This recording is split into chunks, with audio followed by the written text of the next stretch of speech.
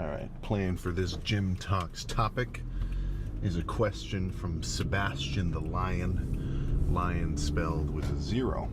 And he says, for the non-competitive gym bro, well, I just read it a second ago, but for the non-competitive gym bro, how cut should you be before starting to main gain or bulk up? For, like, you know, the reasonably serious lifter, not like a crazy ass bodybuilder, but, you know, like, you're starting to lift, I want to beef up a little more. If I'm already kind of soft, you know, do I really want to get even softer in a bulk? Then I'm going to have to deal with dieting down. It's a pretty damn good question, right? And to that, I would say, you know, just how much body fat do you think you've got on your frame, you know?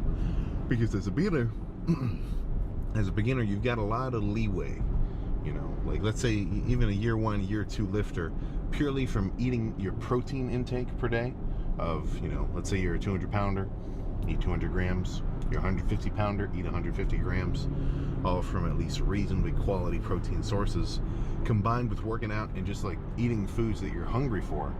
That's going to be enough to make some pretty significant gains, at least as long as you're in the gym. Stimulus from the workouts is intense enough to, you know, actually elicit kind of a necessary response. But let's say we're kind of looking at someone who's a little bit plateaued. You've been working out for a year, year and a half. You would no longer consider yourself making like super quick newbie gains. All right, so that's where I would say, if you can tell you've got a little bit of pudge on you, it might be a good idea to just do a short mini cut first. And I almost don't even like the phrase mini cut, because it's still a calorie deficit. It's just over kind of a relatively shorter period of time than most people would think. But kind of preemptive to starting a bulk, you know, it's not a bad move.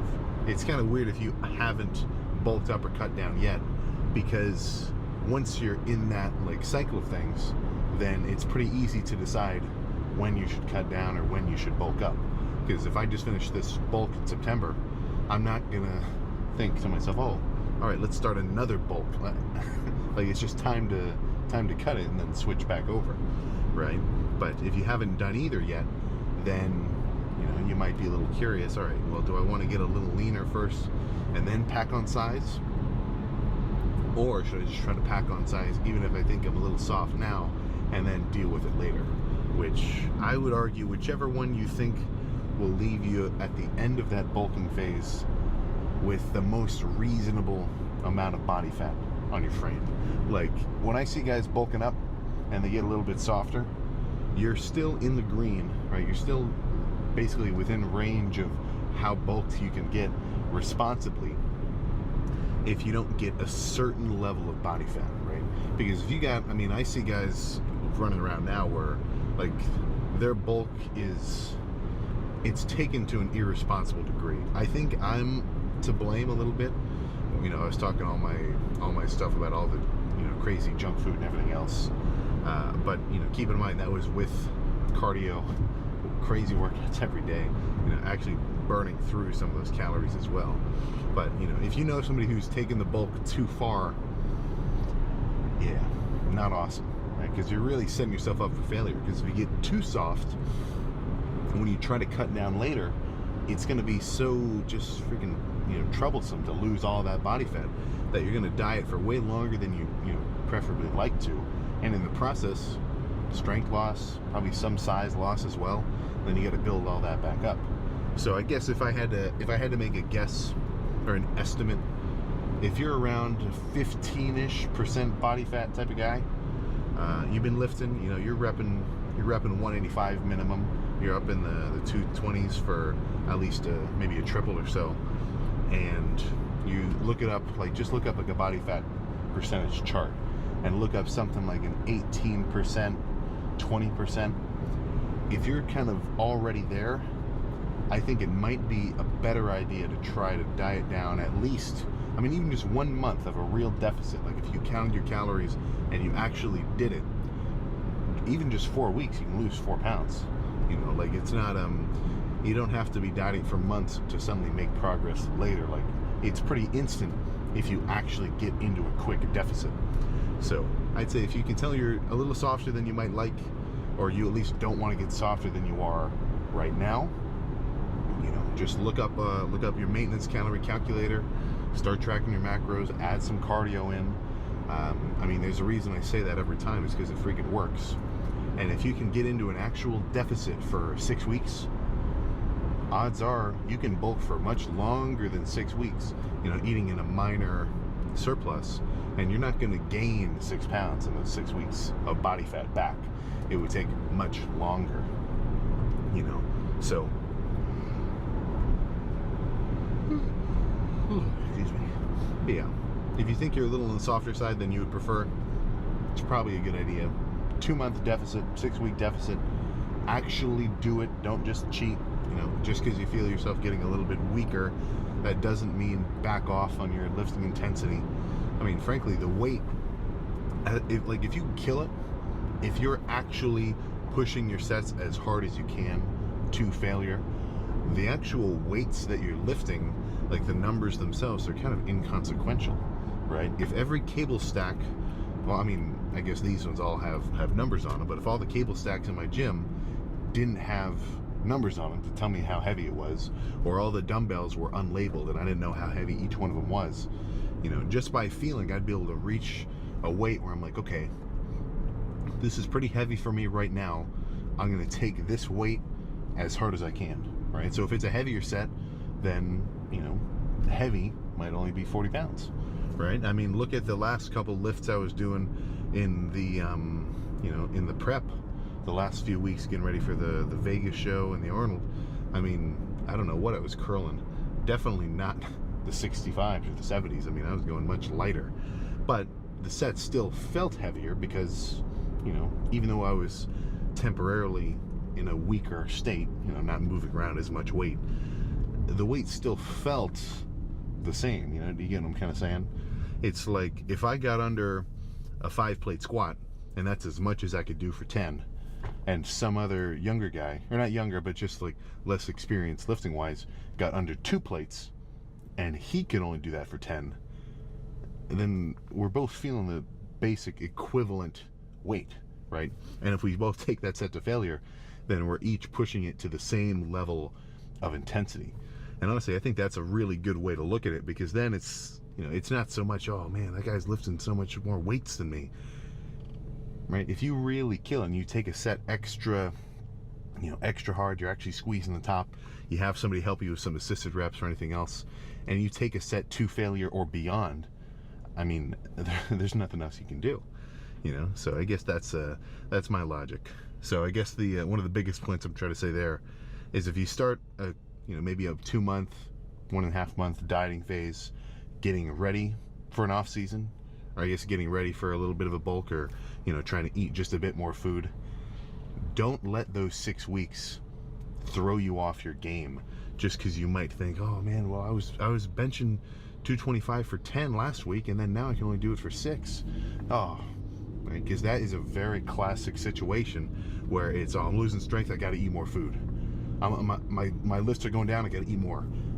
And then, you know, that's just holding you back from making the actual bulking progress that you wanted to later, because, you know, you're not giving yourself a little time to set yourself up in the beginning. You know, when somebody's building a skyscraper, they don't start with the windows, right? They don't start with the freaking top.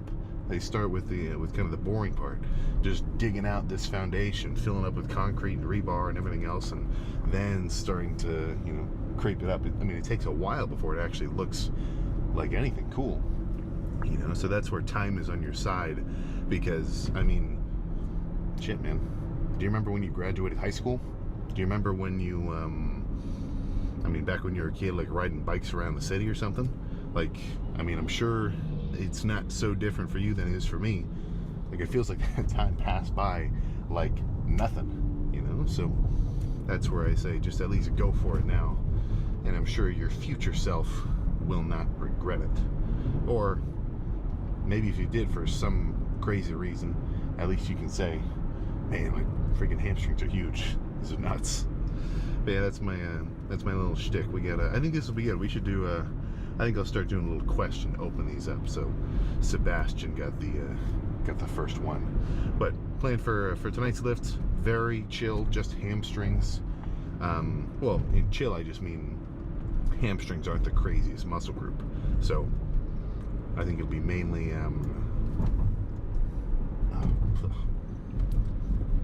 that thing stuck in my tooth. But it'll be mainly laying leg curls, a little bit of standing single leg curls in the leg extension, kind of jerry rigging, a little bit of a setup over there, and then some Smith machine RDLs. I think that that'll be the trifecta of today's hamstring workout. Now, soon enough, I'm going to get some extra leg equipment, so it'll be another seated curl and another seated leg extension. But I mean, with hamstrings, not the most complicated thing in the world, you know. Plus, if you're actually going hard on your leg pressing, not so much squats or like pendulums or hack squats, but like regular sled loaded leg press, you end up working a lot of hamstring. I mean, much more than I would have previously thought, to the point where now when I do my just, you know, quad only day and it's a ton of heavy leg press, I mean, my hamstrings still end up getting pretty damn fatigued afterward, just because of the kind of secondary activation that they get from that movement, you know. So that's what's really making me have a nasty quad day and a more chill hamstring day, at least in terms of overall like workload, if you kind of if you get what I'm saying. Because even right now, I mean, flexing my quads, I can still feel them a little bit for that last leg workout. So I wanted to get back to 100% before I start you know, start throwing anything around again. But this shouldn't take too long, honestly. Probably like 30 minutes after I, you know, put my stuff down and get moving. And well, I guess let's just jump in there. And not much to see after a hamstring only pump, but that was good. Yeah, and that leg curl, the laying one, yeah, I don't know if it's a strength curve. I guess I need to kind of feel it a little bit more to get the real gist of it. But it starts like deep. Like when I'm fully laying down on that pad and I completely extend my legs, like the weight can still go down a little further. So for one, that's something to be careful of, right? Because that's almost like doing a dang preacher curl, you know, and your arm goes all the way straight and then the weight still wants to keep pulling you down. So, you know, I'm not gonna sit there and totally wrench the weight around like a total nutcase. But yeah, I think I've been missing out on the stretch with two muscle groups in particular, triceps and hamstrings. Quads I'm getting a bit better at as well, especially with the leg extensions going actually like past 90, or at least, you know, as, you know, deep as I can go.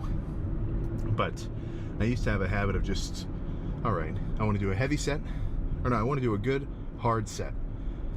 So that means as heavy as possible, and then, well, you know, just cause going all the way down to the stretch position, that's come on, man, goodness, that's what was I about to say? Oh, well, that's only for a light squeezing set. You know, if I'm going heavy, I don't have to stretch all the way. You know, I mean, look 2 years ago at my freaking tricep sets, dude. Like, sure, you know, heavy, stacked plus plates slapped on the side, but like I'm not even hitting 90. You know, I'm just down here. Now, of course, I still felt it, so I'm getting a bit of like confirmation bias that I was at least doing something. But ever since I started biasing a lot more rope extensions, going all the way up to the top, like basically just getting to the point where I'm not even flexing my triceps. This is just as bent as my arms will go. And then doing another set. I think that's pointing me in the right direction. But yeah, a little bit more of a chill quad day, or leg day today, but it's only in contrast to the crazy quad day in, what is it? Chest, back, arm? Yeah, well, 4 days from now.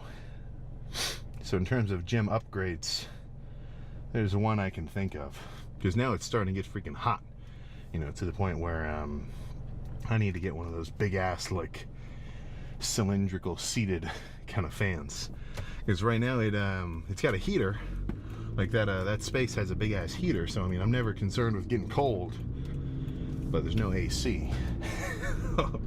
So the warmer it gets, yeah, I'm gonna be freaking drenched. But with some more airflow, oh goodness, shouldn't be too much of a problem. But yeah, I mean, I had it set to like 68, And really, I felt it after that first set of RDLs. I looked at the AC, or the thermostat. It was at 76, and it's only going to keep getting freaking warmer.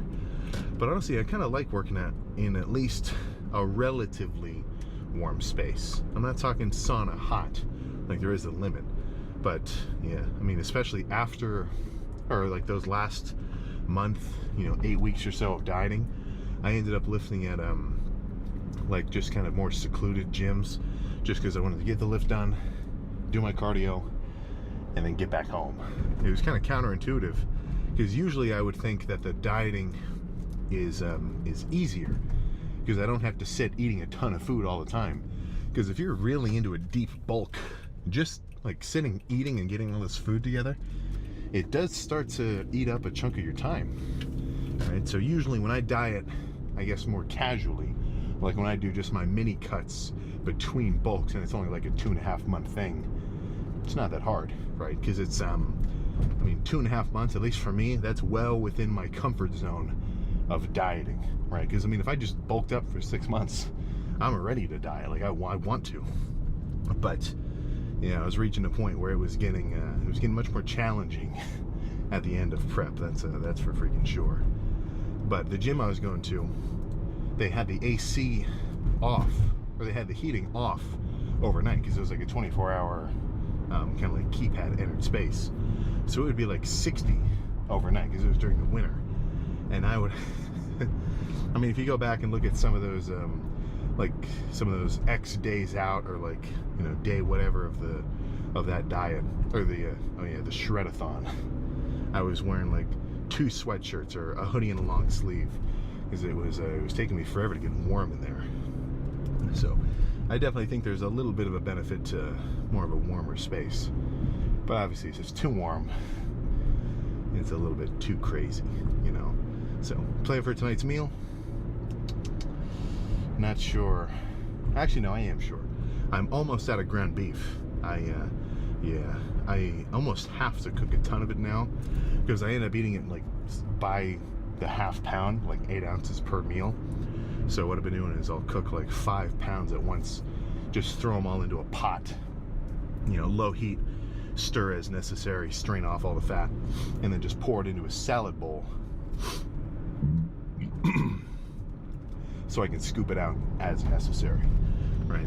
If I've got any kitchen tips for you, it's cooking it's cooking any bulk meats like that, ground beef, ground turkey, well, I guess anything ground, in a big pot instead of a pan, right? I don't know if you've ever well, I guess that's more of a steak thing, but honestly, steaks too, right? I mean, if you got like an actual kind of saucepan looking thing, and it's wide enough to put a steak down on, shit, man, save yourself from splattering all over your freaking all over your stovetop. But then you can actually stir it around, and you don't have to worry about spilling it. I mean, I can't tell you how many times I've had a oh jeez, I mean, if you've ever had a full-on like skillet with 3, well, even just 2, but 2 or 3 pounds of ground beef on top, and it just fills the entire container of it, you've got no ability to stir it. Then you're just sitting here trying to cook like a damn ground beef wafer, right? And don't even freaking bother trying not to spill it if you think about straining it out by putting the lid on top and folding it over. Yeah, it's just nuts. But having stuff like that readily available, that's the sweet spot. Frankly, that's one thing that I gotta up my game with. I have it sitting around somewhere. I've got a rice cooker. That's what I need to do, because right now I've just been cooking the rice on demand, or I've got like rice packs, like the microwavable single serving ones. So I'll just like make 2 of those at once, pour it into a bowl of ground beef, and it's solid. But the simpler the foods that I eat end up being, the easier it just is on my stomach. So I think I got to get into the habit of having a rice cooker on the stovetop just at all times. So let's say I'm going to eat 400 grams of carbs worth of rice that day. Just get that ready in the morning, and then pick it out throughout the day, right? Because the easier it is for you to prep these meals, the easier of a time you're going to have being consistent with it. You know, right now I'm not so serious, or I'm not so, it's not that I'm not so serious, it's that it's not such a high stakes thing for me to keep eating this much food, you know, because this is only barely like 6 or 7 weeks into this bulking phase. So if I have a day where I only eat like 2,000 calories or whatever, it's not going to throw me off my game just yet, you know, because I'm still ramping up my food intake. But fast forward 3 months, you know, when I'm eating like 4,500, 4,800 calories every day, like very consistently, if I have a day where I get off my game and I miss my meals, then it really does put a wrench in my gears. You know, I don't know if this has ever happened to you, but it'll be to the point where, like, when I'm tracking my weight gain, steady increase, steady increase, steady increase, one big off day, be it from, well, the main things that used to get in the way of my bulks were like finals, traveling, just random things like that.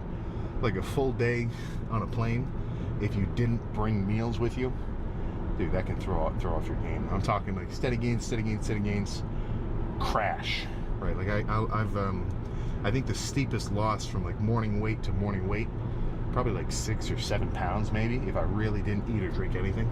And then it's almost like from my stomach's perspective, oh, we're not eating a bunch of food anymore? Finally, right? I can chill. Because your body doesn't want to grow. At least, you know, not once you're kind of relatively full grown. You know, if you're like 13, it's a little different. But you don't really want to bulk up or cut down. That's why it's so difficult to make these changes to your body's composition, because it just wants to stay the same.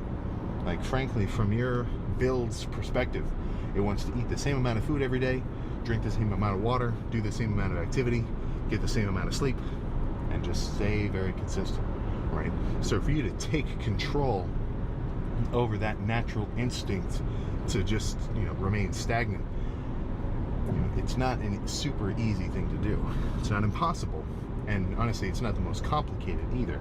But, you know, it's just these little things being consistent on the regular, right? Meals, calories, sleep, drinking a freaking ton of water, cardio. I would, you know what my stance is there. I don't even have to get into it. And then that's really what's going to separate guys who have successful off season, successful kind of bulking, gaining phase or phases, versus guys who, you know, are sitting around, man, I'm eating 8,000 calories a day, but I'm not growing. Dude, you don't know. I'm eating 8,000 a day, but I just can't seem to grow, man. I got a fast metabolism.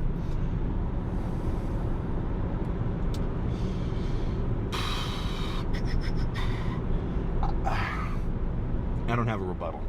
You know, sometimes you got to listen to that and say, man, that's crazy. Maybe you got to eat 20,000. Shit, man, maybe you got to start eating 50,000 a day. Then you'll start growing, you know. That's up to you, right? But if I'm being a bit more real, you know, we know the drill. And anybody who's, if you know anybody like that, I don't think there's a good separation.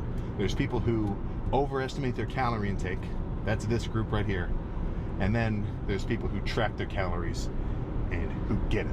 They get the cardio, they get the calories, they understand, like, holding water, holding carbs, being depleted. And these two do not overlap, you know. So if I've got any kind of message I want to spread, if you can get a grasp of the gist of how the calories that you get in are going to affect your progress, you are not one step ahead of the game. You are steps, you are leaps and bounds ahead of the game. So that's my finisher kind of statement there. So send that to anybody who you know, kind of, maybe they haven't been tracking, and maybe they're not exactly sure what 50 grams of carbs of rice even looks like, right? So that's all of our responsibilities collectively, right? To try to spread the good word. But plan now, eat something, and then pass out. I am ready for bed. I don't know what's going on though. I have been having like the wildest dreams. Like I had one, I was like on this roller coaster, and then it came off the tracks. And like, I'm not one to ever have like what I call a nightmare. Like, even if I have a crazy like what you might conventionally call a scary dream. It doesn't like mess with me, but yeah, holy crap. Yeah, last night I woke up at like 3, and it wasn't like a gentle, like I went, oh. Yeah, that was freaking nuts. But it's partially to be expected. If you, if you've ever heard somebody say that if you drink apple juice before bed, it's going to make you have more vivid dreams, there is some logic there, right? I'm sure somebody can give a deeper explanation. But, when I'm dieting and I've got just on average lower blood sugar because I'm not eating so many carbs every day or right before bed, right? What does your brain run on? Right? Dang glucose, glycogen. So when you eat a ton of food, if you go to bed with a full stomach full of carbs and your blood sugar's up a little, it is going to make your brain a little bit more active. So at least that's what I kind of have come to understand. If you've got a rebuttal, I'd love to hear it. I need all the scientific info I can get, to a degree, But plan for tomorrow with chest. We'll see. I gotta see how I feel, because last chest day I did a ton of heavy pressing. So usually I do like, well, I don't know. So when I say heavy pressing, what I really mean is like slower sets of pressing, a little bit more torturous. Because if I do like 3 sets of incline dumbbell and I'm really throwing the weight around, like sure I do hit failure, but I'm kind of using my chest's like elastic ability to lift the weight. Like if I do a set of slow hamstring curls where there's no swinging involved and the only thing that moves the weight is like physical contractions, then I do think that's at least a very different set than if I bounce the weight around. Now, I'm not saying that bouncing method doesn't have a place, right? Like a quick nasty set of cable curls or some like finisher sets of push downs. But I think with chest, I've been biasing quicker reps with the heavy weight a bit too much. So I'm going to start doing heavier sets a bit slower, and it's not purely for the sake of going slower, right? Because everybody says that, control your reps, slow eccentric, whatever. But it's more so just now I kind of understand the feeling that if I load 3 plates on the chest press and throw it around really quickly, maybe I only get 15 reps. But if I do 4 plates much slower, and I, let's say I also got 15 or something, or maybe 10 or whatever, but the reps were much slower and the only thing moving it was just real freaking contractions, it just feels kind of different. So that's one part of my lifting style that I'm trying to adjust going forward. And then, I guess we'll see, because I have a pretty good grasp of like what my normal off-season progression looks like. So I want to kind of try to break off from that pattern. So if I can up my chest game, up my arm game, up my back game, up my leg game, frankly, up the game all over the place, right? That is more than in my best interest. So that's all I got. Hopefully you get a damn good night's rest, and maybe you've got some chest tomorrow. Who knows? Maybe we'll be doing a set at the exact same freaking time. But either way, I'll see you then. All right, little gloomier than I expected. Honestly, it was pretty sunny this morning. I was kind of hoping to do a garage door open kind of chest day tonight. But either way, not a problem whatsoever. So, like I was talking about yesterday, I want to start changing up my chest workouts a little bit, or at least adding some different lifts. Now, what I mean by that is I always do basically either 2 extremes when it comes to chest. I'll either do a really heavy kind of quick set, sometimes not even that quick, but like on the quicker side of things, of like incline dumbbell or incline Smith, incline barbell, and I'm kind of just throwing it around, right? But since it's a lot of weight, it is a lot of actual mechanical tension, I do feel like I get something good out of it. And then I move on to lighter squeezing stuff, be it like pec deck, cables, converging chest press, really squeeze with a burn, but not so much of not so heavy at the bottom in the stretch position, right? So I need to kind of combine the two, because usually I would think slower controlled reps with the flies feels better, and nastier heavy reps with the pressing feels better. But I think I need a combination of slower controlled heavy pressing, right? So that's where machine press honestly ends up being pretty much perfect, because just the fact that the movement is locked, I don't have to worry about like any specific kind of imbalance or like just, you know, anything kind of funky. Like even with incline dumbbell, like potentially having them go forward, backward, inward, outward, whatever. Like with a machine, since it's got a fixed movement path, I can really just push as hard as I can without having to worry about any other, you know, kind of stabilizers or balancers or anything. And some see that as a negative, right? Some would hear that and think, well, you shouldn't really do that much machine work then. You should do much more free bar or like free weight work, because you're working those stabilizers. And I understand the logic, of course. But it's, you know, you can get a little bit more specifically targeted with the machine, I feel. Like, I'm not saying you can't with regular free weights. I mean, you're never going to catch me doing a friggin' arm day without dumbbells. It just won't happen. But, you know, you have to at least understand the value of either or. You know, we're not so brutish like we were back in the 90s and 2000s, where that was even a real question. It's like, oh, do you train free weights, or you one of those fucking losers who use machines? And sorry for the F-bomb, but, you know, gotta emphasize what I'm kind of getting at there. But, you know, now we know, as long as whatever movement you end up doing is targeting that intended muscle, you're pretty much good. Speaking of that yawn, I had a good nap after a reasonably large meal about an hour and a half ago. And frankly, that's a pretty good setup, you know, because I would not want to eat a meal 20 minutes ago and then walk into the gym with a full stomach. Not to mention the fact that if you got undigested food sitting in here, that's going to interfere with your absorption of your pre anyway, right? Like, honestly, I want to wait at least probably an hour and a half, maybe even just 2 hours after eating a real large, like, carb-centric meal, so that I can actually kind of get it through me. I don't feel like I have anything sitting in my gut, and I just kind of feel a little more, you know, light on my feet. I've never like thrown up because I had a meal too soon before working out. But, you know, let's say you had a leftover lasagna and meatloaf in the fridge.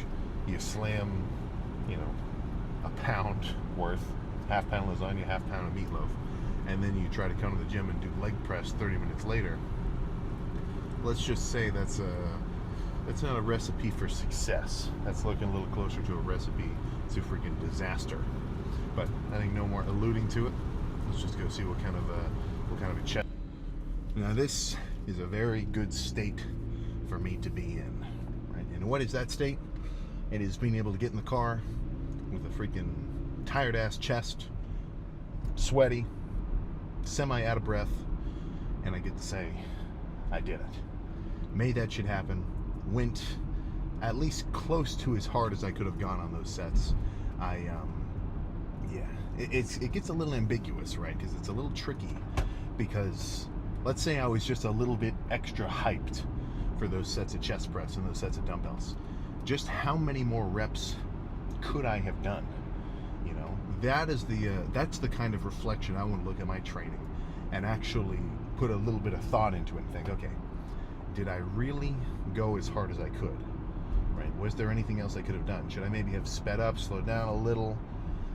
You know, I'm not saying I'm looking back at that workout like, oh my God, I should have done it like this. I'm not saying like that, right? But, you know, if you got a crazy heavy set of something or other, or just, you know, a light squeezing, burning set of something, and it's a real working set that you want to take to failure, you know, it's not like it's so easy to train to complete failure that you can completely just do it on demand. You know, it's not that simple of a thing to do, because you really have to get into a certain state, and the harder you go, the more consistently, the easier it is to do. You know, I mean, if you took a beginner and put him under a chest press with a manageable weight, let's say he could easily do 10 reps, you know, it'd be kind of hard to get into 15, and 20 is his actual, like, physical limit. like let's say studies were done for a guy his size with his strength level and, you know, exposure, or, you know, let's say you got to a point where you could analyze his muscle fibers and really calculate just how much like potential work he could do. Let's say 20 is the real limit, right? If you took a random guy off the street where 20 was his real limit and he's never trained before, when do you think he's going to stop? You know, when do you think he's going to say, I can't do anymore? At 20? Probably not. Maybe even 10. You know, I've seen guys where they wanted to stop a set, and then luckily they've got some boys next to him who are like yelling at him like, keep going, don't rack that shit. And then the guy does another 10 reps of pendulum squats. So it's like, you were about to rack it with 10 reps in reserve? Now as a beginner, that's not a bad thing, because you're still working up to it, right? I wouldn't expect, I mean, even when I look back at myself as a beginner, you know, I wasn't taking every set to like complete perfect failure. Frankly, I was doing a lot of like just kind of fluff junk volume, I think. Not total junk. I mean, even I was definitely pushing myself pretty hard, but I could have definitely optimized my earlier workouts for sure. But what are you gonna do? It's freaking years ago. But you know, over time, as years progress, like anything, you know, if you come to the gym, essentially the practice that you're engaging in is physically pushing yourself. That's the activity that we're all coming to the gym to do. So would it not make sense that the longer you do it, the better you should get at it, right? Like if someone's been lifting for 5 years versus someone who's been lifting for 2 years, if you could somehow like, you know, put a damn neural scanner on their head with the little like sticky pads and stuff and get a reading of their like physical exertion levels and just how hard they're pushing themselves, the guy who's been lifting for a while should be pushing himself harder than the guy who's just kind of a beginner, you know, because he's gotten better at it.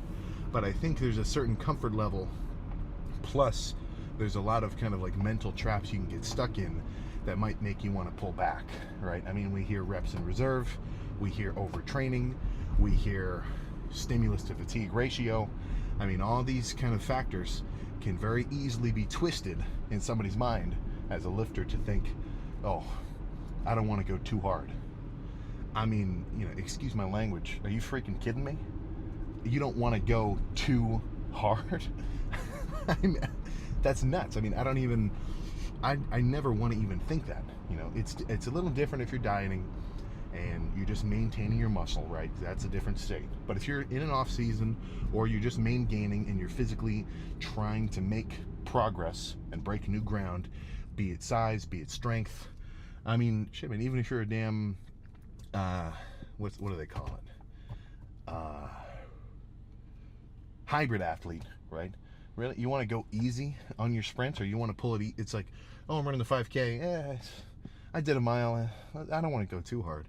Like, dude, I think that is an absolute deterrent to progress. I don't want to go too hard, and that's something you should be thinking, right? It's, I mean, I feel like in my mind, it's maybe not a fear per se. Like I'm not driven when I come to these workouts, and I'm like, oh my God, I'm gonna be such a piece of shit if I can't push this set to failure. I've heard people say that. I think it's a very twisted sense of motivation, right? But it's not so much of, okay, I'm less than if I can't push it to failure. It's more so, I know I'm capable of doing it. I want to see how hard I can push it, you know? So that's my kind of driving force. So if that's the case, and I have everything in order, sleep, diet, hydration, I mean, I got my damn gallon jug of electrolytes right here with me. You know, I'm trying to keep myself extra hydrated so I can have proper electrolyte balance and everything else. If I want all that to be in order, and I do get it in order, and then I come to the gym, shit, man, right? Why chill, you know? If you're, what's the word I'm thinking of? I guess I can't think of a different analogy than that. But if everything's in order, why not go as hard as you can, right? And of course, I'm not saying, you know, go for a 4-plate bench if you've never done it, right? But I mean regular working sets. You know, if you pick a weight where you can do 10 reps, guaranteed, are you really gonna go for 10? In your mind, are you thinking, okay, if I get 10, that'll be good enough? No, man, right? That freaking sucks. It's not like I do this every set, but for a good portion of my working sets, I mean, I'm trying to not even get a number in my mind. Like, I mean, of course I do. It's hard not to, right? It's hard for me to get on the incline dumbbell and not, like, have a realistic expectation. Like, okay, I might get 12, I don't know, I might get 10, you know, we'll see, right? It's hard not to do that, but I try not to, right? My real goal is I want to see just how many I can do, right? So in the beginning, I mean, those first 5 reps of the dumbbell bench and the 5 reps of that chest press, I mean, I'm not saying it was nothing, but those are well within my capability as a lifter. So why would I kind of just want to cut it when I know I'm still within an amount of reps that is in my freaking, you know, wheelhouse? You know, I want to take it further, push it beyond plus ultra to the point where, like, this shit ain't moving, you know, to the point where my body isn't even listening to my mind, and I'm trying to get it to push harder, but it just won't. You know, that's what a lot of working sets should be like. And if they're not, dude, I mean, you know, like with any motivation, where your mind goes, the body will follow. It's the same thing with the gym. You know, we talk so much about diet and training and like your style and your frequency. Like, should I be doing full body? Would I be Dorian Yates size if I did full body every other day? You know, oh, maybe. Come on, let's get real here, right? But what I think differentiates guys who kill it versus guys who are kind of just engaging in it is the ones who go nuts, you know? And I'm not saying you have to be screaming every set. I mean, I see a lot of guys where they're posting their workout edits and they're totally stone-faced with like 150-pound dumbbells. I know the guy's still killing it, but you know, he might not look like it just by like his expressions, right? But it's the ones that I feel just want to see how hard they can go. And in that pursuit, even if they don't really match that 100% perfect level, maybe their sleep was off, maybe their hydration was off, maybe whatever. You can list a million circumstances. If that's still their basic main objective, then I think they're set up way better. Because the harder you go in the gym, the more stimulus you're going to come home with, stimulus and fatigue. So now your body's like, shit, man, I got to deal with this. Odds are, dude, what's your number one basic, you know, counter to bodily damage, right? Energy, food. So if you really, you know, get yourself going in the gym and then come back, you're giving yourself a chore to recover from. So odds are you're going to start eating more, and then you're going to start growing more. You're going to get stronger. You're going to come to the gym with an ability to lift heavier weights, and odds are that'll be a motivating factor in and of itself. That'll make you go even harder going forward, and then it's just a damn upward spiral, right? But you know, it's such that you need to push yourself that little extra percent on the regular so that you can continue to make those kind of exponential gains, right? And I say exponential, obviously it's actually diminishing, right?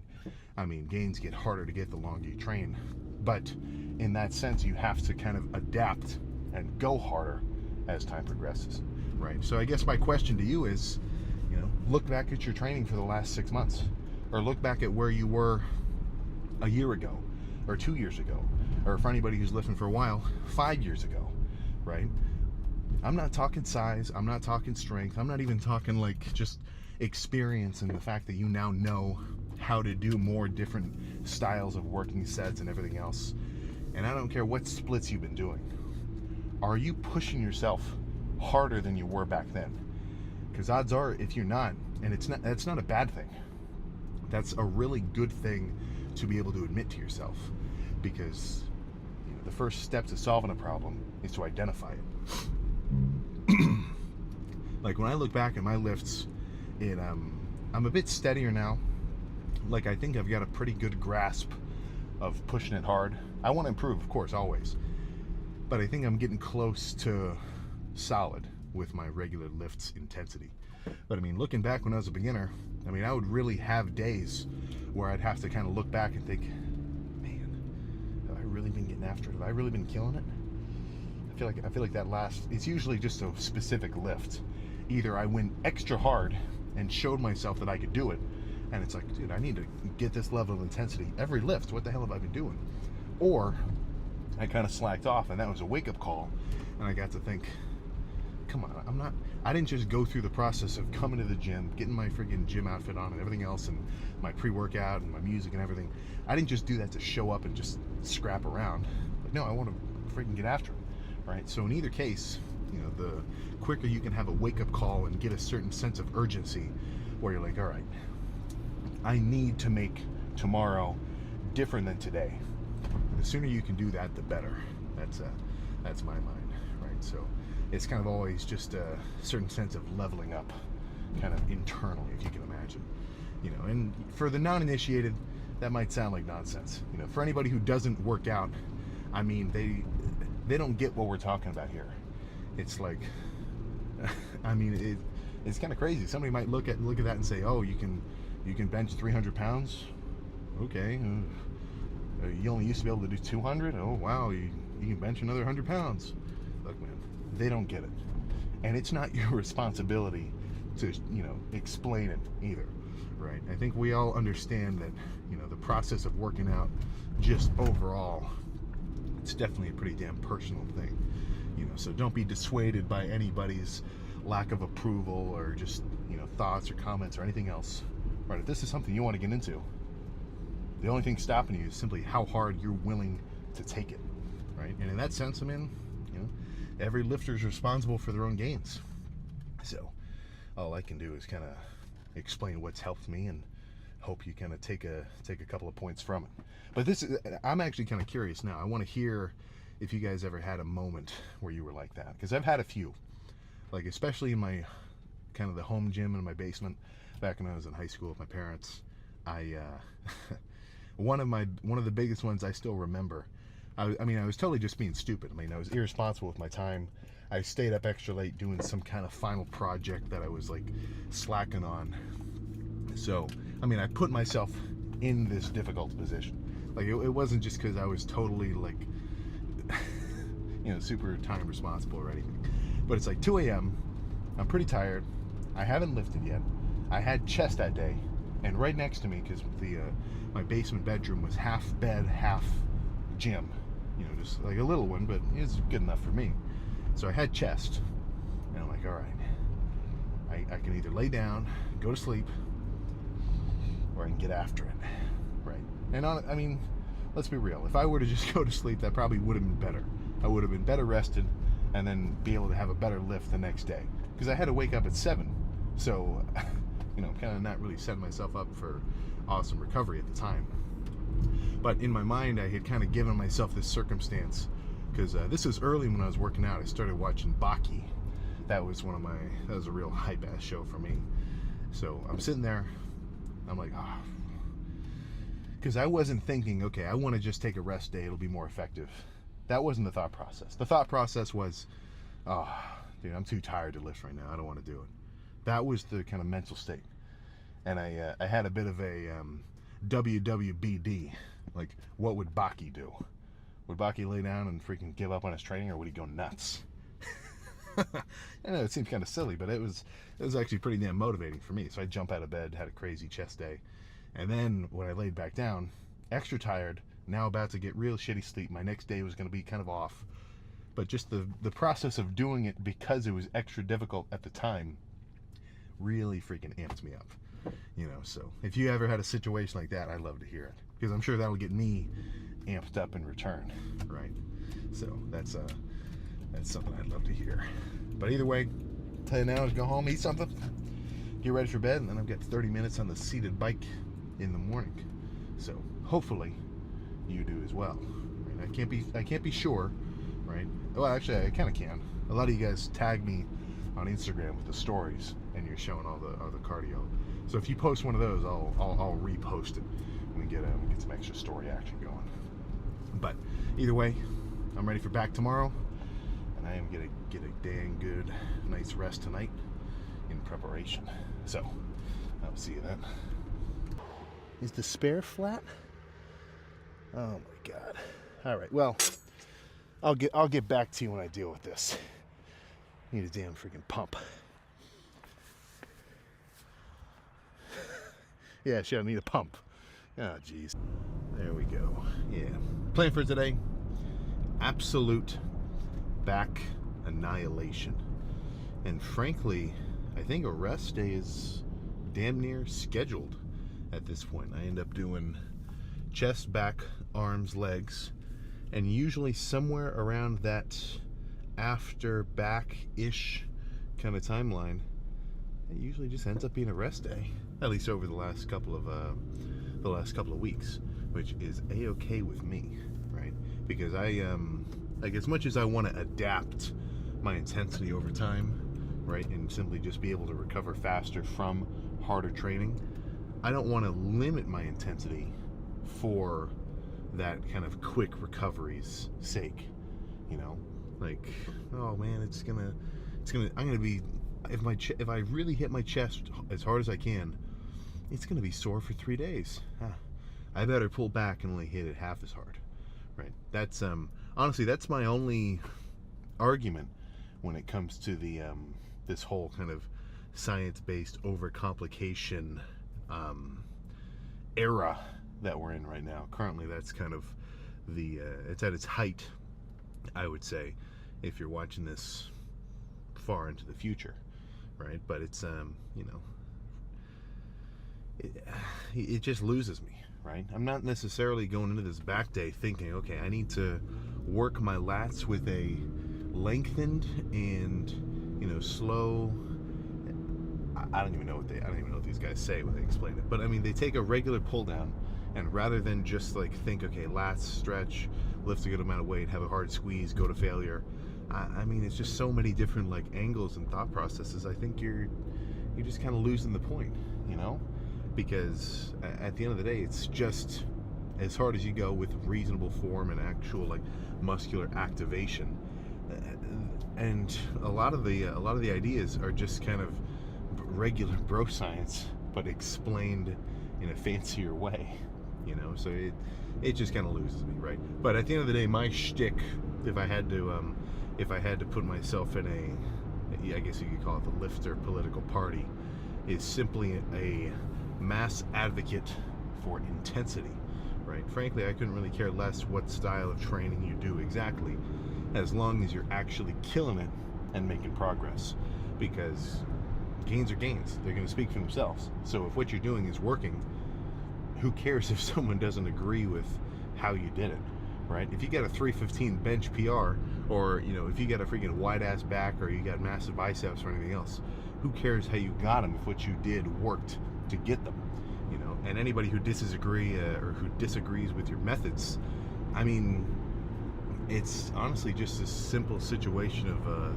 just pure opinion, you know, because you can get pretty damn big doing a wide variety of workouts. You know, I mean, I'm talking 20 set, not so intense sets, so you got reps in reserve each time.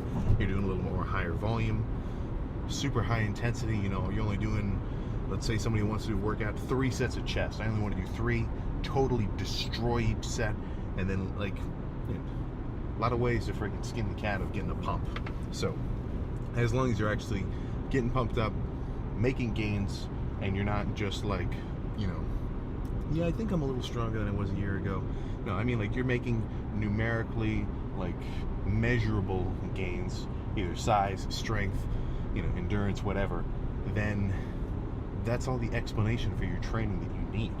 You know, anything else is just pure freaking conjecture for its own sake. And really, it's just because, you know, I think at heart, we all just love to argue. So if someone thinks they're right talking about a certain style of working out, and then somebody else disagrees, I mean, it's human nature to say, well, you know, and we've seen it, right? I still post, or I'm going to start posting more just of the joke TikToks again. I need to add a little, like, disclaimer that the TikToks are much more kind of ironic and satirical a little bit. Like, I'm not going to post something as, like, casual and chill on the TikTok as I do with these regular workout videos. So I see, I always get a bunch of people riled up in the comment sections of those. And I mean, they'll go back and forth for hours. I mean, I turned off the notifications, so it's on my phone's buzzing every time these guys go back and forth. But I'll tune back in. I'm talking like 50 comment thread of replies. It's like, dude, just get pumping, go home, man. It's deep, but it's not that deep, you know. So plan for today with back, like I was saying a second ago, yeah, just overall wreck it with maybe some heavier nasty sets combined with some lighter, longer rep squeezing sets. I mean, I want to hit from all angles, and as long as every time, you know, every upright row or like upper back row and pull down and pull over and whatever, as long as I kill it on all of them, then I can go home a winner, knowing that I got a big ass back pump and it feels like, well, for the non-initiated, like if you gave somebody who's never worked out the same degree of pump that I'm about to get in their back, they'd probably want to call the freaking hospital because they think something was wrong with them. But we know better, right? We know that's the freaking goal. So, you know we're talking? Let's just get started. It's designed to replace the Sandmobile with something a little bit cooler. Well, maybe. Not today, though. Not freaking today. So, only a minor delay. If I were a lifter maybe 15 years ago, I'd probably be shitting my pants thinking that I was going to miss my anabolic window. I mean, I think it was, yeah. It's funny, there's an old Athlete X video where he's talking about how one time he got a speeding ticket because he was rushing home from the gym because he didn't want to, you know, he didn't want to miss his fucking, you know, post-workout meal within, you know, however many minutes he had to eat it. But, well, I think we're a little bit past that. So I guess it's a good opportunity to talk about post-workout meal timing. You know, just how soon should that last meal of the day be before, you know, you might be missing out on gains. And, you know, I don't think there's an exact answer. Obviously, I'd probably want to eat my last meal kind of as soon as possible, just to kind of mitigate any risk of potentially, you know, missed gains or anything along those lines. But, you know, don't freak. So if you're, you know, 20 minutes out from the gym, or you're 20 minutes out from home, you're waiting for your buddy because you guys carpooled, and you're thinking, fuck, I gotta get my last meal in quick. Don't worry about it. You know, as long as you get your daily protein intake and you're at least reasonably well fed, I'd say you're pretty much good. Let's do one more round and make sure this shit doesn't come off.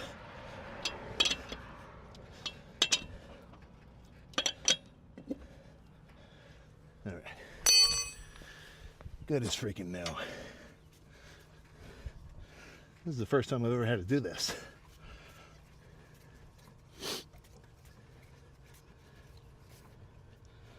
All right. You gotta be fucking kidding me. Is the spare flat? Oh my God. All right, well, I'll get back to you when I deal with this. Need a damn freaking pump. Yeah, shit, I need a pump. Oh, jeez. Let's see. Yeah. It's weird seeing me out in the wild, huh? At least it's nice out. So I'm currently waiting on Papa Sulek to come over and give me a little loadout drop just to pump that thing up. That's one bonus living close to home, right? You got the OGs ready to help you at least a reasonably notice moments, or moments freaking notice. But good back pump. Frankly, I couldn't have asked for anything more stimulation wise, and that was definitely more of a lat focused day. Okay, for a second I didn't think I had my mic on. But yeah, a little more lat focused, because you know, I used to be the kind of guy, well, I mean, I'm not saying I'm like completely opposite now, but my mindset used to be a bit more along the lines of, well, why would I do a lat focused day one day of the week for back, and then a more mid-back, like rowing focused day the other? If I do an even mix of both every back day, I get the same amount of work, you know, because I'll get the same amount of lat activation if I did or if someone did double the lat work one day and then no lat work the other day, versus an even amount one to the other. You know, so it just kind of, I feel like it just kind of plays itself out like that. But I've been starting to like a little bit more biased like that. Like with, especially with legs, I think I'm getting a lot more out of a real hamstring dedicated day and then a quad dedicated day, especially quad wise, because for quads, I can really wreck them and then get a full week recovery before coming back to hit them again. And I think it's similar with lats too, because, well, I don't know, it's hard to say, because it's like, what's more tension, a heavy bench or a heavy row, right? Because your lats are definitely bigger than your pecs. But for the most part, I feel like I hit my lats pretty hard. So if I do real heavy rows, I mean, those pull downs were like 300 pounds. If I do a back day like that, I usually end up doing a lighter back day opposite to kind of balance it out anyway. So maybe I think I'll add some of that sort of back and forth style a little bit more often now, but we'll have to see. So I'll see how I feel tomorrow morning once I, get some food in me and rest up and wake up and everything, because usually that's when I can actually decide if a rest day is warranted. Because if I'm, obviously right now I'm tired. I wouldn't feel like doing a workout later today, nor do I think it would be even an effective use of my time, right? I got to rest and recover. But by the time tomorrow comes around and I've had a full night's rest and I've had some meals and I've had some time to kind of freaking, just recover from all this damage, then I can make an actual, like, informed decision on, okay, do I take a rest day today and recover? Is that actually the best move? Or can I still hit arms? And sure, my back might be a little tired, but, I'm still fresh enough as a system to go on. So that's more of the stuff that I think is worth thinking about. Like, not exactly what specific movements you're going to do every specific lift or your split or anything else like that. Like, nobody became a freaking baller because they picked the perfect split. That's more of just that's an after the fact kind of thing, right? That's an afterthought. Frankly, I think the guys who really get after it, and I say this a million times, I'm kind of repeating myself here, but they're the guys who just kill it on the regular. Like, it doesn't matter. I mean, if all I did was freaking, if I did like a full, or if I did upper lower, if I did like the Arnold split, or I did every other day, whatever, as long as I got after it, and as long as you're getting after it, dude, I think you're going to make gains. It's not such a, like, oh, I have to make sure that my full routine is completely perfect kind of situation. It's, more so make sure your intensity is as high as you can get, and your actual, like, set by set, day by day effort is at least up there. I'm not saying you have to redline it. Not every lift do I load up my maximum capacity and I'm completely, and I'm just perfectly in the zone. It just doesn't happen, right? We're living in reality. This isn't a damn thermodynamics problem where you assume ideal gas, right? There's a lot of kind of variables at play which you kind of have to, as a lifter, take into account and try to at least, fight against. So, maybe you feel a little scrappy, but you still kill it. Even if that lift was, not your best, you still went after it, So it's not so much exactly what you do, but it's, I feel, more so how you do it. That's kind of my main point there. But I'm gonna keep chilling out, get this thing pumped up. Yeah, this might be, we're getting close to 200,000 miles here. It's not like the engine's sputtering out or anything, but we might be ready for Camry 2.0. We'll have to see. But she hasn't exploded yet, so I think we're still good for a little while. But I'll see you for something tomorrow. If it's a rest day, I'll just bring you along with me for cardio. But if it's arms, then you can be pretty damn sure that I'm gonna pump these arms up to the point where I'm worried that my skin's gonna freaking explode and I need to have medical personnel on hand to suture me back up. But either way, I'll see you then. Yeah, perfect. Yeah, that was good. Yeah, those self-assisted bicep curls too.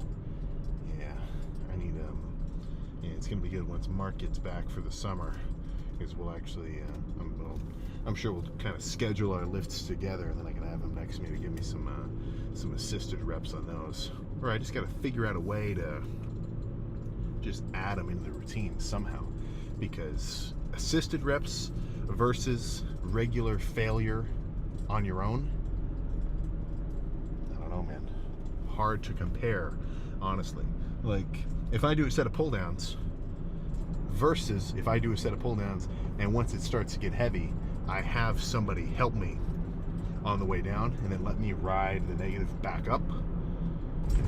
I mean, to say that it turns into a different set altogether could even be a bit of an understatement. You know what I'm saying there? But that's just kind of my logic.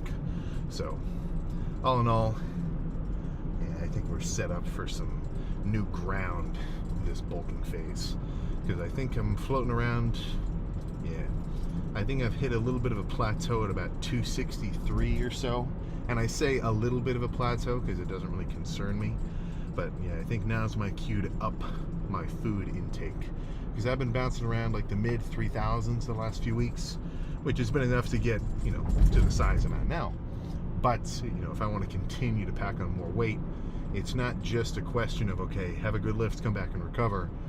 It's have a sick lift, come back and recover, and over recover by having enough food and energy and calories and just straight up nutrients to actually pack on and build new tissue, rather than just, you know, rebuild the tissue to its kind of original size.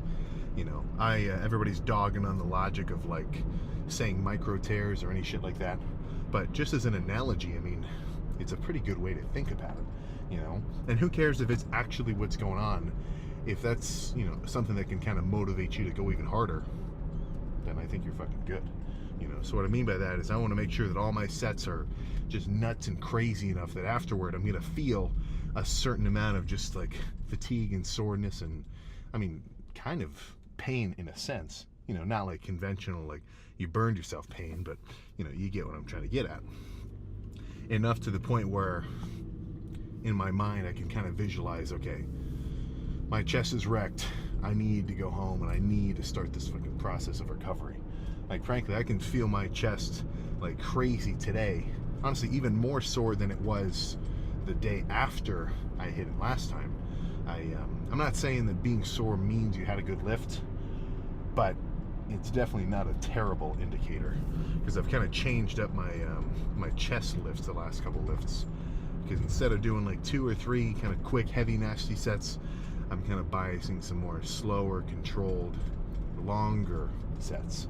Kind of like how I'm doing quads, you know. Instead of doing all the kind of quicker squeezing rep stuff, kind of biasing longer, more torturous, heavy sets, I think has a little bit of a magic to it that I have not been making use of in my kind of, you know, previous roundabout sort of way. But yeah, I think tomorrow a rest day is more than warranted. So I'll still bring you along for cardio, but afterward I'll just kind of go home, get some food in my system, and get ready for quads in 2 days, right? And it's getting warmer. I think I need to renew my freaking fishing license, because honestly it's been warm enough the last couple days. I bet all the damn catfish in the river are kind of starting to wake up. There's a couple spots around me I like. There's one where it's just like this big ass reservoir. It's like 2 football fields put together, just a big square looking thing, and they stocked it full of all sorts of shit. There's like just regular sunfish, a bunch of catfish of a couple varieties. Like there's the regular scrappy gray ones with the needles, which kind of suck, because I mean, I don't think I've ever thrown one back and had it not stab me. Like I know I should probably do it a certain way. I don't know. I just can't seem to figure it out. But there's also trout. Never caught a trout though. And frankly, it doesn't really bother me, because usually the method is bring 2 rods, lawn chair, and then put put half a hot dog on like a big ass, like, I mean, the hook's almost the size of a quarter around. Sling it halfway, let it sink to the bottom, and really just sit there and wait. You know, and if you got I forget the technique, so I think I need to relearn it. But if I do it the right way, usually it just ends up slipping right into the corner of whatever bites its mouth, and once it starts to pull away, that's my cue to freaking rip it. Would I eat one? You know, are you ever going to see a Sam catch and cook? Probably not. Probably not. They're a little dirty. That's more of a you know, actual saltwater ocean kind of situation. I'd be more comfortable with that. There was this one guy I really like watching. He's got a whole fishing YouTube channel. I'm sure he still posts. More of a California kind of guy. So he's always doing some shit over there, catching I forget what they're called. It's the damn fish is blue. Like, it eats so many blue crabs that its actual like body and the meat of it is just like, may as well be damn, you know, sky blue. It's kind of cool. But yeah, I'm sure we'll see that eventually. Next time we do any kind of like a Florida trip or something, I think that'll be a perfect little activity for me and Martu, and we'll kind of tag you along, get some fish clipping action. Last time I went, not deep sea fishing, but kind of intercoastal-ish over in Connecticut. That's when I went to the New Haven Powerhouse, and that is a damn fucking cool gym. I gotta make my way back over there sometime, because it's just a freaking mecca. I felt like a total chump though, because I came in for, let me see if I can remember. I only did like, actually yeah, I think I only did one lift there, because it was kind of far from where we were staying, so it was just really, you know, the 1 day trip. It was like almost an hour drive, but it was cool enough, it kind of warranted it. But yeah, I had quads, and I had just freaking tweaked my knee like the week before. So I walk into this badass powerlifting gym. I'm talking like everybody was fucking serious. And I'm getting ready to do some crazy Smith squats or something. And then I just had to camp out on the, you know, on the freaking leg curl and the leg extension machine. Because I was so, well, I mean, I just couldn't really load anything. Like, I went on the Smith and I did like 2 plates to start, but it just, yeah, it was really tweaking me. So another story of regret. Well, maybe not regret per se, but another story of kind of a word of warning in a sense, not to tweak anything if you can freaking help it. But yeah, I think nothing else to say.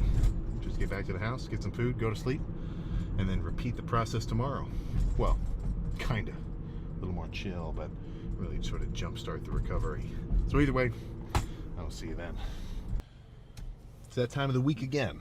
Well, sometimes one of the 2 times of that week. You know, because I think with the way that my split works out, I hit, actually no, yeah, I forgot. Quads really is once a week. But yeah, quads. And honestly, legs in general. The black sheep of the family. Oftentimes neglected. Sometimes to the point that, yeah, like it's not even a thought, you know? Like, oh. It's like, have you ever heard somebody say something so crazy that, well, it's just nuts, right? And that's my perspective when it comes to guys where I hear, yeah, you know, well, actually, nobody admits it. I don't think anybody's ever actually admitted to me, like, yeah, man, I've been skipping legs. It's always, you know, if I ran into some guys and they've got like a group with them, it's always the buddies calling them out. Yeah, this guy doesn't do legs. And then the guy, shocked, as though someone just accused him of murder. Like, what? Why would you say that about me? Why would you even say that? It's okay. It's all right. This is a safe space, and frankly, anybody that's here now, I would imagine you guys do train legs. You know, checking in for some of the quad training updates. So I'll give you a little tip, or I guess more so just kind of talk about something I've been really thinking of quad wise. So I got to dig deep, man. I mean, with everything else, I guess you could say almost the ease of difficulty of taking a set to crazy failure. Not the wildest thing in the world, you know. Some I'll have some trouble with some sets of triceps. Like if it's an overhead rope extension and it's really burning, or like a squeezing rope extension, you know, sometimes I can tell. I'm like, I'm not just gonna give up, but it's like, am I really pushing as hard as I possibly can? You know, because the last thing I want to do is give up on a set pre-failure, right? I want to be right at that kind of threshold. And with quads, I say it's honestly the most difficult out of anything, just because they're freaking huge, man. Your quads are capable of moving around so much freaking weight that if you really want to hit like straight up quad failure, I mean, it's not a trivial activity. You know, it's not just, okay, let's hop on the leg extension for a couple sets, you know, just kind of whatever, move it around. At least for me, as of the last few bulks that I've been kind of prioritizing more heavy pressing, I mean, it's almost with chest or with back, you know, I'll have a real heavy fresh set where I'm music playing, getting real amped up. You know the look, right? You know the kind of setup. But with quads, it's not just 1 or 2 sets. Honestly, I want to get like that for all of them, because when I really kill it on all, you know, 7, 8, I don't know, maybe even getting into 9 sets total, we'll have to see. But if I actually make sure I really wreck them on every set, it does give me a different sensation afterwards. Plus, in the long run, I do see better quad gains. And what the hell do I want if not bigger quads? Now, there's actually an answer to that. Bigger hamstrings, bigger back, bigger chest, bigger arms, bigger shoulders, bigger calves, bigger everything, right? That's kind of the name of the game. But, you know, today is more of a pinpoint selected, or a pinpoint, what's the word I'm thinking? No, a pinpoint special operation with a specific target, right? These 2 things right here. So I think no more alluding to it. Not exactly sure what I'll start with, but I can guarantee that I will be going as crazy as possible. And hopefully at the end of it, this entire sweatshirt is completely soaked. And frankly, now that I say that, I kind of wish I brought a spare. Well, I'll remember next. All right, goal achieved. Now, obviously, the sweatiness part was more so just a consequence of having a really crazy lift. But yeah, those were good. Shit, man. Yeah, I don't know if I could have done a much better quad day than that. Obviously, I mean, you know, there's no perfect lift. Any lift that anybody does can be, a couple of goslings floating around there. But any lift that anybody ever does, it can be improved, right? But don't take that as, you know, don't look at that in a pessimistic kind of way. You know, I think a lot of guys have that, or they don't think about it like that, but it's more so, maybe not just that topic, just like an overall approach to life. And I mean, you know, if you narrow that down to an approach to lifting, well, you know, that's a lot of work, like for what? Oh, dude, what do you mean I can't eat that? What do you mean I have to eat? Cardio? Oh, just, gross. You know, and somebody with an approach like that who can only highlight the negatives or the drawbacks or the effort something takes, look, man, no chance anybody with that mentality would ever do a set of hack squats or do a set of leg press or do even a hard leg day at all, right? It's not in their nature, you know. So try to separate yourself from anybody like that as much as possible. Not like, you know, it's not like an on-contact contagion, but if you're around people like that a lot, dude, I mean, at least to some degree, their thought processes might seep into your own. You know, I reference this guy a lot. I don't know if he knows that I'm talking about him. I mean, he probably doesn't even watch these, so I mean, I don't think so. But I knew a guy where every time I'd show up to the gym, hey man, what's up? Oh, squats. Fucking hate my life. Or freaking hate this. Oh my God, I got squats today. Freaking sucks. He's a verbatim, I don't want to be here. Ugh. I should have just thrown up on the spot in disgust. You know what I'm saying? So, I mean, my only response, I had no choice, was just be like, all right, man, well, I got legs too. So I'm gonna wait for a squat rack and, you know, I don't think I said anything like that. I was just like, yeah, you know, what are you gonna do, right? But yeah, so that was good. I kind of lost my train of thought just there. I think if I did a little blood glucose test right now, I'm probably running freaking low. Now I'm curious. Any scientifically inclined characters who are here now, how many grams of carbs do you think I just burned, right? How many grams of glycogen do you think I just had to put myself in a deficit in for burning through, you know, all my ATP or whatever else? Because it was definitely a good chunk. I mean, let me just think. That it's kind of hard to calculate, because even though the weight is how much it weighs, when it's on a sled like that, it's not like you're really moving that much weight, because you only feel a portion of it because it's on an incline. But yeah, a lot of guys love calculating just how much weight they lifted total for a whole workout. So 10 plates, 6 plates, who knows? But either way, a good chunk of weight lifted. Now, one thing I do think a little bit, do I really even need it, or did I really even need to do that last set of leg extensions? Probably not, honestly. I think I was good just after that last set of leg press. I feel like I only did that set of leg extensions just because that's what I normally conventionally do. But with the amount of damage and volume from just the pressing, I think I would have been good without it. So that was just kind of a little, well, I guess my analogy was right. Just a touch of something, you know. But yeah, getting into the like, or back to what I was saying about how, you know, like, oh well, you know, you can. Oh, man, now I'm totally losing my train of thought.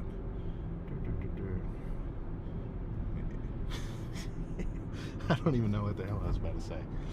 Well, either way, quads are wrecked, and it's kind of that's kind of given me a little bit of a throwback to lifts at the rec center.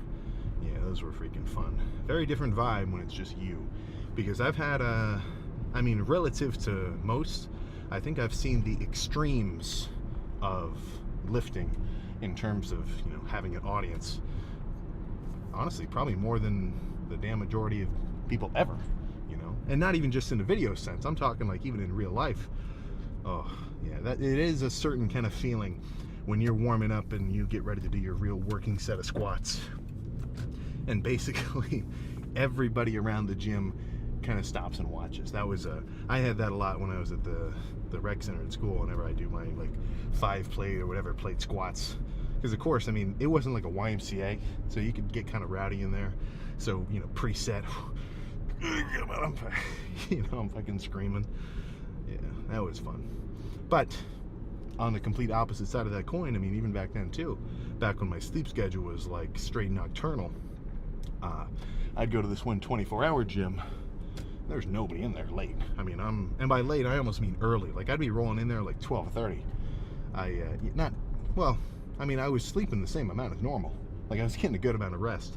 The time period of the rest was a bit iffy though. I attribute most of that to the fact that all my classes were like basically asynchronous for a little bit, so I didn't have to be awake for anything.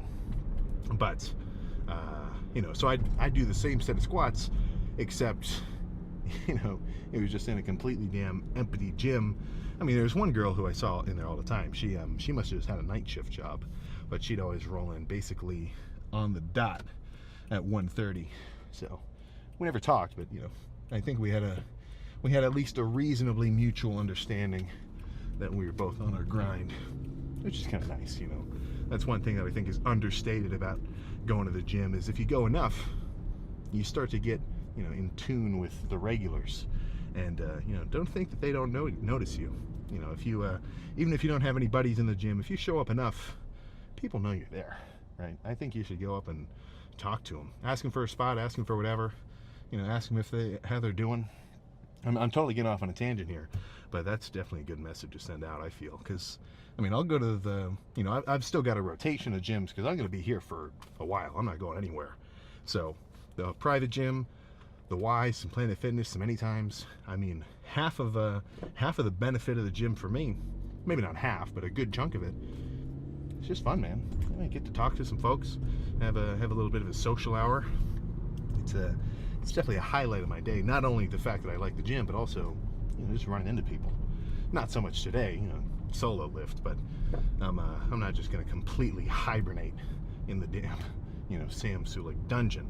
I mean, I'm still gonna poke my head out honestly, probably like a 50-50-ish split. We'll have to see. But what the hell was I about to say? Lifting, sets, intensity, squats. Oh yeah, so It would then completely opposite the next week. I'd be lifting in that 24-hour gym, totally empty, but I feel like the energy was still there. It's just a different kind, you know, because if it's just you, or if you ever see something that could initially be taken as like a negative, like, oh, there's nobody in the gym, damn, there's no fucking energy in here, or fuck, man, the gym is packed, how am I supposed to work out, you know, or anything like that. I mean, it's so easy to just look at that and then immediately take an excuse-based approach and say, oh man, it's freaking packed. You know, I'm sure some guys might even like totally throw off their lift and maybe just do some sets of curls or flies or something, because they're like, oh, all right, I got myself hyped up for a leg day, but everybody's doing legs. I didn't know Tuesday was National Leg Day. Screw it, I'll do legs later. You know, or just anything like that. You know, it's just not freaking cool. So anytime you see you know, what you could potentially look at as an obstacle, if you can flip it around in your mind, you know, have at least a little bit of a chip on your shoulder kind of approach, dude, that is all the better.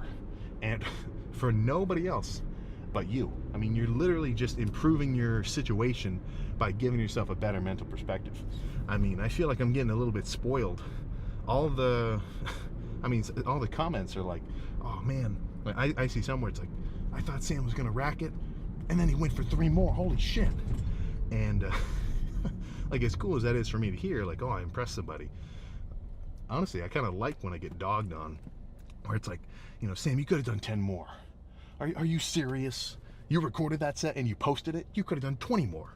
You know, honestly, that's what I want to hear a little bit more, because that can kind of get me fired up, you know. But, you know, to each their own. Whatever kind of random motivational thought process you have, as long as you can convert whatever kind of outside energy into that internal hype, you know, the freaking better.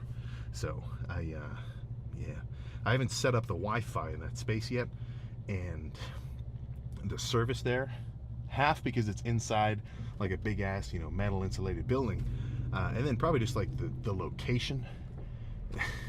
I mean, I can barely load some of my songs on Spotify, you know, not even any kind of like TikTok edits or anything like that. So I got to set up Wi-Fi soon. Plus, then I'll be able to, you know, I might dabble in some streamed lifts instead of making all these regularly recorded post after the fact. I'd be able to bring you guys in there with me, have a little intra-set chit chat. So gotta get the Wi-Fi set up first. But yeah, man, I keep forgetting what the hell I'm saying. Well, post-workout, I need to get some food in me freaking pronto. I'm talking rice, barbecue sauce, ground beef. Not in that order. More so rice on the side, and then ground beef with the barbecue sauce kind of mixed together. That's kind of been one of my staple meals. That and oatmeal next to a bowl of egg whites. Yeah, those are pretty much it.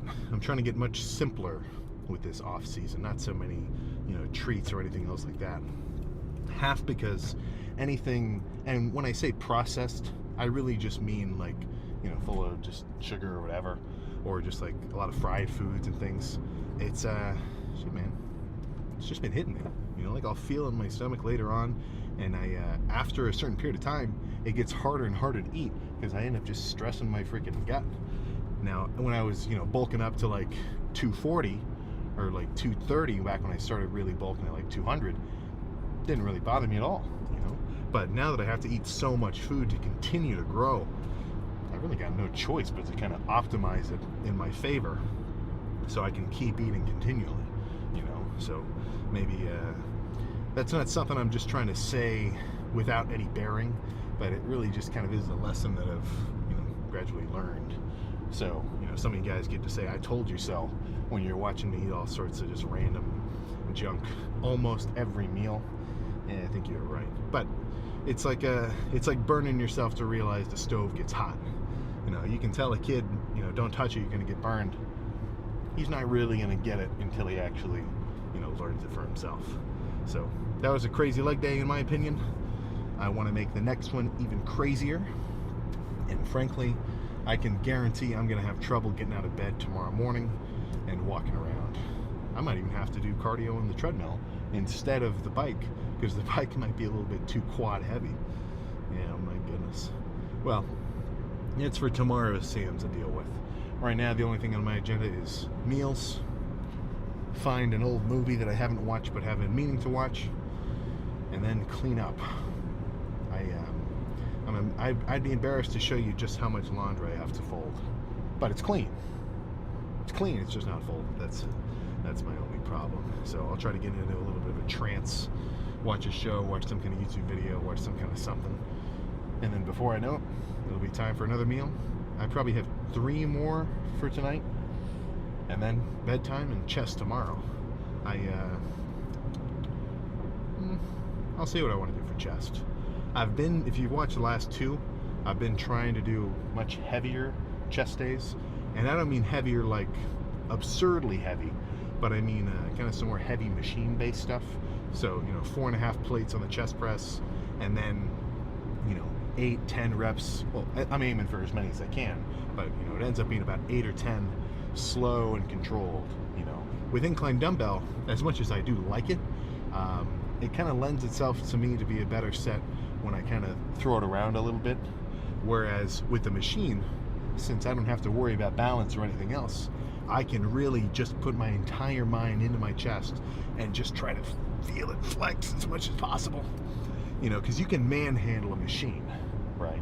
What I mean by that is, like, if you're under a barbell, the fact that you have to stabilize it and keep it from moving up and down, and you really have to brace, you hit failure a little bit earlier than what I feel like your chest can really handle, just because of all that extra work that you've got to do during the set. Whereas on a machine, you can kind of like sink into the bench a little more and just really keep wrenching. And I feel like you can take your set a little further into failure than with some of the free weights that I've been biasing. And it's not like a massive change. I'm not saying I can suddenly do 10 times the reps on a machine versus with a free weight, but it is a little bit different. So I'll see what I do tomorrow. I might just dabble, go to one of the more hardcore gyms a little further south towards Columbus that I like. We'll see. Again, I guess that's a decision for me to make tomorrow. So I guess I'll just see you then. All right. The night has fallen, and under the dusk, a certain set of wings shall rise, aka my lats getting pumped to SHIT. So we will, let me think. I'm not really, let's just say this, I'm not really too pressed about making sure that I know exactly what I'm going to do right now. I haven't even gone to the gym and really felt how I'm kind of feeling today. Now, once I actually walk in and start warming up, that'll be when I get the gist of exactly what's going to go down. So until then, I've got a vague idea. Rows, pull downs, pullovers of a few different combinations. But if I had to guess, I might lean a little lighter today. And not for no reason, but simply because the last 2 back days have been pretty heavy lat focused. Starting with really heavy pull downs, decently heavy, I guess the pullovers aren't too heavy. Those are a very manageable weight. But for the most part, very heavy lat focus work the last 2 lifts, pullovers and pull down and machine pull down, things like that. So today, that might be my cue to, to kind of change it up. So if I've been really smacking my lats around, potentially it would make sense to make today a bit more row focused. Maybe a bit more squeezing, lighter, slow, controlled reps, since the last few workouts have been a little more kind of brutish. I think that's a reasonably good outlook to have, lift by lift by lift, to make sure you change it up at least in some degree. Even if it's as simple as, all right, I'm going to go a little heavier today and really leverage the mechanical tension aspect of working out. Because if someone's going to describe a set in terms of kind of its quality features, I guess you could just say its qualities, right? It's I don't know, let me think. What kind of categories does it really fall into, right? There's just kind of overall, like, quality of the range of motion. You know, like if you step onto a chest press machine you've never used before, and even with just one plate it just clicks and you're like, whoa, all right, that's pretty cool. You know, not one particular part of the movement is like insane, but just overall it feels pretty good. You know, that's kind of there. But I mean, you know, you can have a hard heavy set where you just move a lot of weight around and feel fatigued that way. You can have kind of a lengthier stretch focus set. Like every time I do overhead tricep extensions, you know, I'm really hanging out in the stretch position. The squeeze is not, it's not inconsequential, but there's just not a ton to squeeze, because at the top I'm really just like holding my arms straight. Totally contrasting that, I mean, rope extensions, still a solid squeeze, but much more, or still a solid stretch, but much more squeeze emphasis at the bottom. You know, so it's like a heavy nasty set, a stretch base set, a squeezing set, just I mean, shit, man, maybe even a drop set. Like, you've got a pretty good amount of movements at your disposal, and different like set styles where you shouldn't be getting too repetitive lift by lift. You know, anytime that guys you know, will say, oh, I'm getting bored of push-pull legs, you know, I'm bored of my split, I want to change it up. I don't think the split is the issue, right? I don't think that that's exactly the problem. I think the that boredom might just stem from doing, you know, workouts that might be just under the same umbrella like approach to a degree that's so similar that it starts to feel repetitive. You know, I mean, I haven't really changed my split for like the last, it's got to be at least a minimum of a year. And I've never thought, oh, I'm so sick of and bored of doing back after chest. I'm so tired of doing legs before chest or arms after back. You know, the thought just doesn't even cross my mind, because every lift ends up being so much different than the last one, at least to some degree. You know, sometimes I'll do a very similar one, but I try to change it up. But if you actually really bounce around style-wise, then I think you're prone to have more fun. And that's not inconsequential. That's not just like a small marginal bonus. If you enjoy what you're doing, the odds are that you're gonna actually go harder at it. I mean, it doesn't increase a point. It doesn't increase like 2 points. It's a damn big ass change. Because if you go to the gym with a, I mean, I don't want to say a bad attitude, but let's just say, you know, things are off. You're not really feeling it. You're tired, you're busy, your mind's kind of elsewhere. What are the odds that you're seriously going to lock in, you know? So take that one step further. Maybe today is, you're just kind of off, and you already don't really enjoy the workout that you're doing. I mean, if you, the classes that you did the best in school were the ones that you liked the most and got engaged with the most. The ones that you felt were the kind of, you know, the most boring, you didn't really get into it. Those are the ones you end up kind of struggling with, you know? So it's kind of a little paradoxical, because we're always talking about, you know, the harder you work, the better. But if you have fun while you're doing it, then it's not work, and you're going to want to go even harder simply for, you know, your own enjoyment of the act, you know. So it's kind of a, you know, hit without getting hit sort of situation, right? Crash and flow, you know, you gotta stay loose with that sort of thing. But either way, I can guarantee that within 45 minutes of set number 1, we'll be setting up the lights for a pretty damn freaky back pose down. So let's go make it happen. So exactly as predicted, well, close enough-ish. Let's start with rows instead of pull downs to be a little different. And this is heavy. 4 plates on this row is not nothing, but this is light enough that I can still hold it at the top and get a good squeeze before, you know, trying to reach to a big, deep freaking stretch. So this will be a controlled set. You know, later on, maybe if I finish with like seated cable row or, you know, some kind of machine or something, I might get a little nastier, purely for the sake of trying to get as much blood flow into my back as possible. But in the beginning, like, man, it's hard to go wrong with a set like this, that's for sure. Really, I've the 2 muscle groups for me that I almost always want to start lighter squeezing, and by light I just mean like in the scheme of my strength. You know, I don't mean light like 20-pound dumbbells. I mean light like a set that I can really, you know, utilize the weight well. It's hamstrings and triceps. I mean, starting with like full crazy heavy stack plates on the side of it, you know, straight bar push downs, and it's just not hitting the same as like a more moderate weight with a rope with like a 2-second hold and then a slow reach. So that's kind of how a portion of my training has evolved.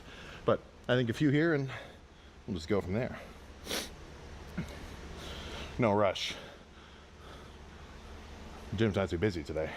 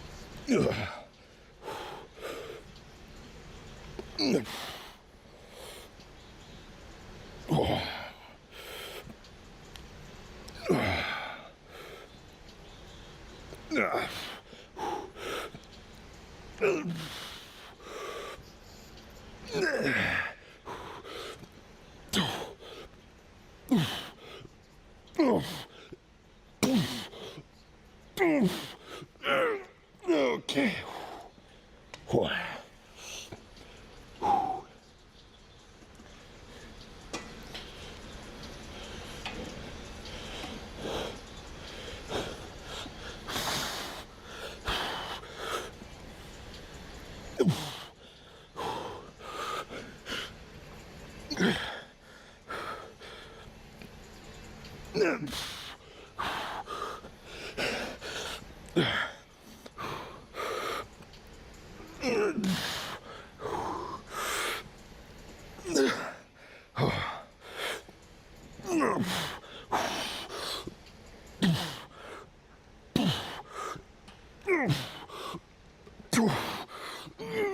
Oh, yeah.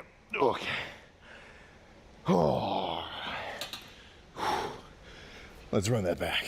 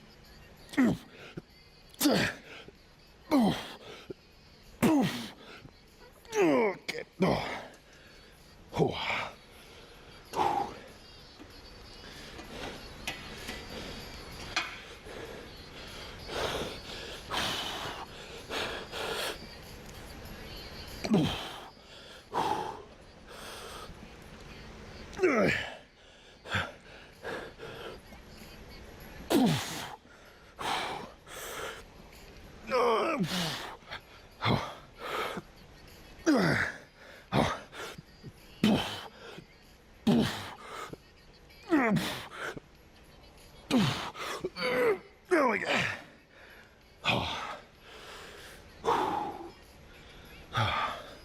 Let's do one more. Same style, same everything. And then I think that row is calling my name for set number 2, or movement rather.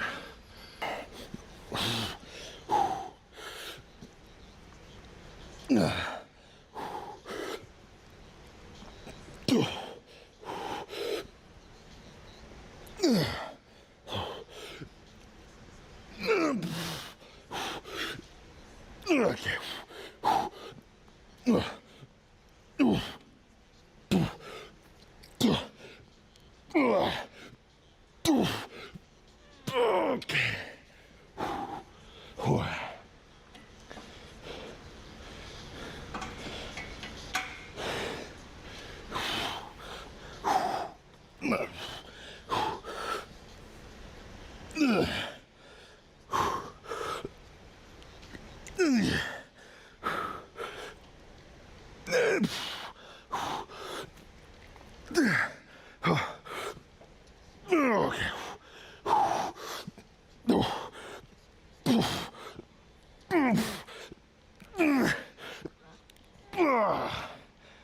Oh my gosh.